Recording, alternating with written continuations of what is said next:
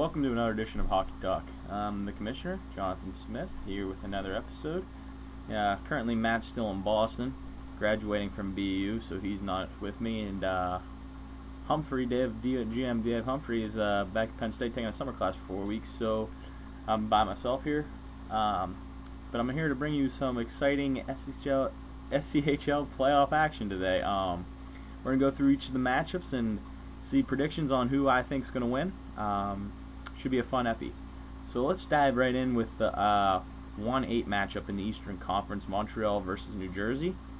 The New Jersey Devils surprisingly won the season series 2-0-1, with Montreal getting a shootout win. New Jersey outscored Montreal only 10-9, which means Montreal put up a lot of goals in those games. New Jersey's penalty kill, though, if they want to have a chance to win this series, is going to have to obviously get better, only killing 69% in the regular season on the Canadiens' lethal power play. But the Devils do have a bright spot when they scored 25% on their power plays. So the special teams battle is going to be really big in this series, and I believe the Devils have a fighting chance if they can score on their power play. Obviously, the Canadiens have a lot better goal scoring and are a lot deeper team, so New Jersey is really going to have to capitalize on their power plays to stay in this series. My prediction in this is Montreal in 6. Moving on to Washington and Tampa Bay, the 2-7 matchup. The Capitals surprisingly dominated the Tampa Bay Lightning in the regular season 5-1, with one of the wins coming in a shootout, but outscored the Lightning amazingly 25-10.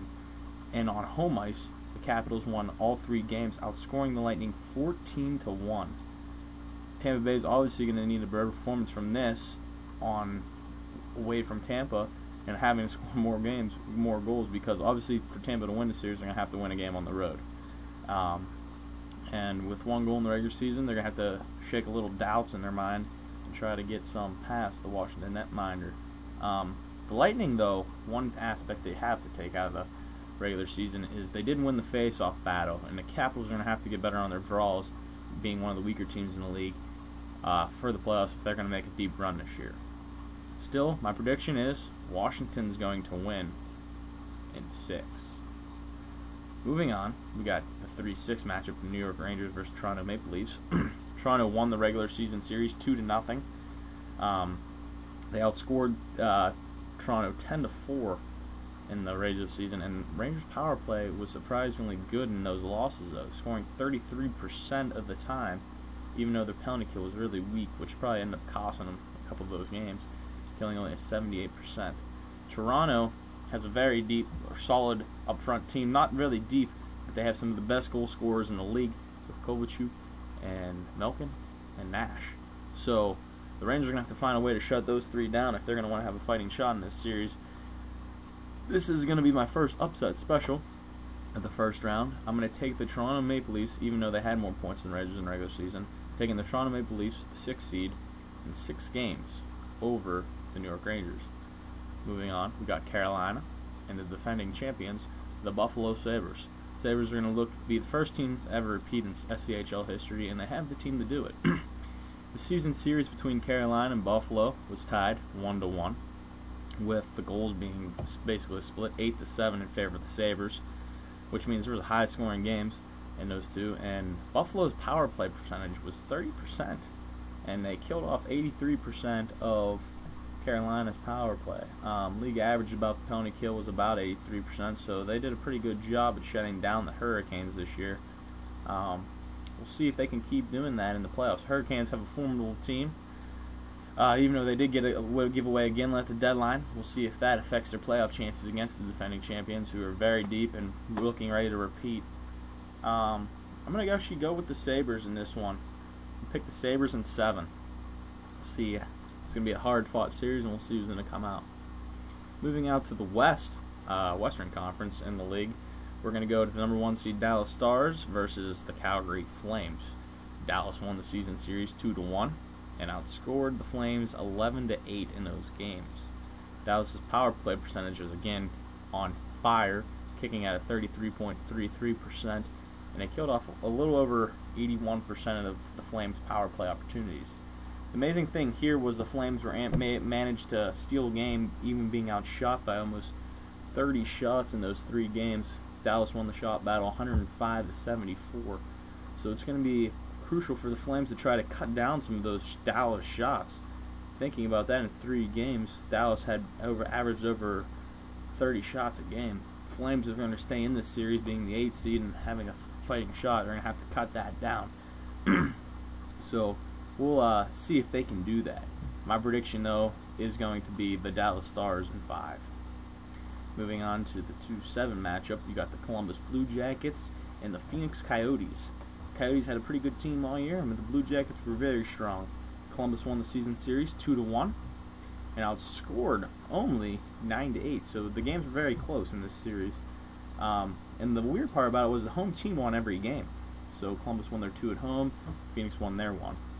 So we're going to see if a road team can crack through early on in this series and take a game, because Phoenix needs it, and they have a team that they can sneak by the Columbus Blue Jackets if they can. The kill was basically even for both teams. Power plays were about even, so we're going to see who can take the power play.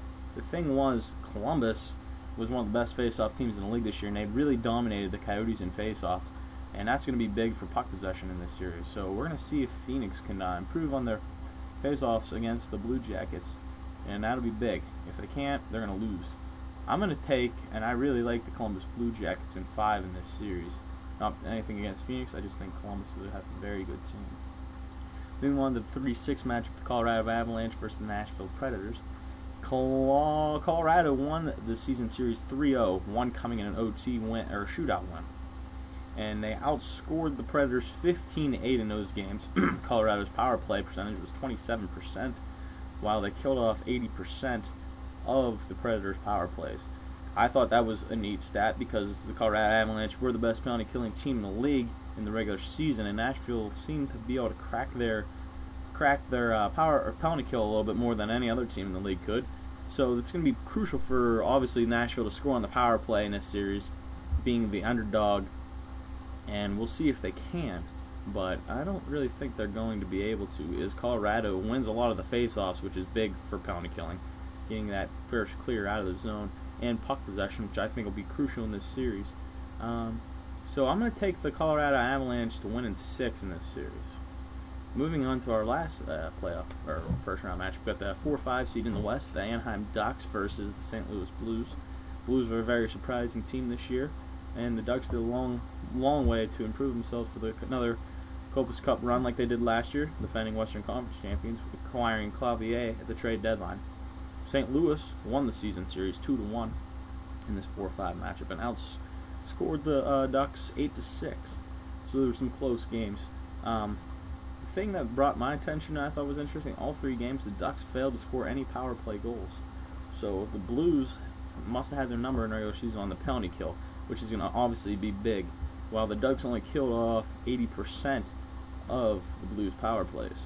So if special teams keep going like this, don't be surprised to see the Blues get out of this series alive and make a little bit of a run here in into the Copus Cup playoffs. In the West, I'm going to take, though, in this round, I'm going to take the Anaheim Ducks to move past the Blues in 7 games. So let's do a recap. We got Montreal moving on in 6, even though their first round struggles is immense. I think they might get through the doubles this year, and we'll see if they do. We got the Capitals in 6, letting the 2 top seeds in the East move on. We got the Toronto Maple Leafs surprising the New York Rangers in 6 games. So Toronto move on and face Montreal in my prediction in the 2nd round. And then we got the defending champ Buffalo Sabres moving past the Carolina Hurricanes in 7, my only 7th game in the 1st round. We got Dallas moving past Calgary in 5, the best team in the West, and we also got Columbus moving past Phoenix in 5, my 2nd best team in the West, obviously, during the regular season, and I have the 2 top seeds moving on. Got Colorado moving past Nashville in 6, which will be a tough series. Could go either way, but I think Colorado's a little bit more, which means they'll face off against Columbus Blue Jackets in the 2nd round. And we got the defending Western Conference champion Anaheim Ducks moving past the Blues in 6. So that sets up the Dallas Star Anaheim Duck playoff 2nd round series.